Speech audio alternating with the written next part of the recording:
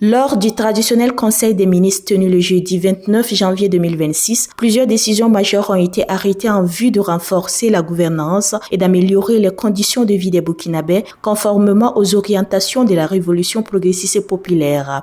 Au titre du ministère de l'administration territoriale et de la mobilité, le Conseil des ministres a adopté un décret portant dissolution des partis et formations politiques ainsi qu'un projet de loi abrogeant les textes régissant leur fonctionnement, leur financement et le statut du chef de file de l'opposition. Selon le ministre d'État Émile Zerbo, cette décision s'inscrit dans la dynamique de refondation de l'État à la suite d'un diagnostic approfondi du système partisan qui a mis en évidence de nombreuses dérives. L'objectif est de préserver l'unité nationale, de renforcer la cohésion sociale et d'ouvrir la voie à une réforme du mode de gouvernance politique.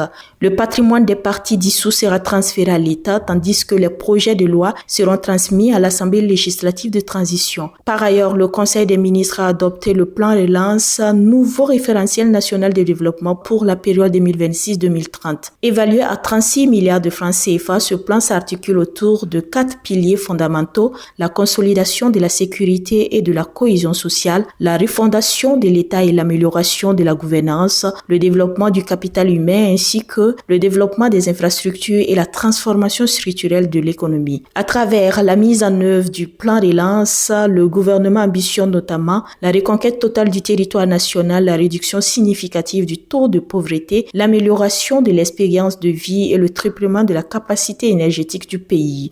À travers la mise en œuvre du plan relance, le gouvernement ambitionne notamment la reconquête totale du territoire national, la réduction significative du taux de pauvreté, l'amélioration de l'expérience de vie et le triplement de la capacité énergétique du pays. Pour le ministre de l'économie et des finances, Dr Aboubakar Nakanabo, la réussite de ce plan dépendra de l'engagement de tous les Burkinabés et d'un suivi rigoureux fondé sur des évaluations annuelles. Kaziba TV, pour un Burkina Faso souverain, intègre et fier.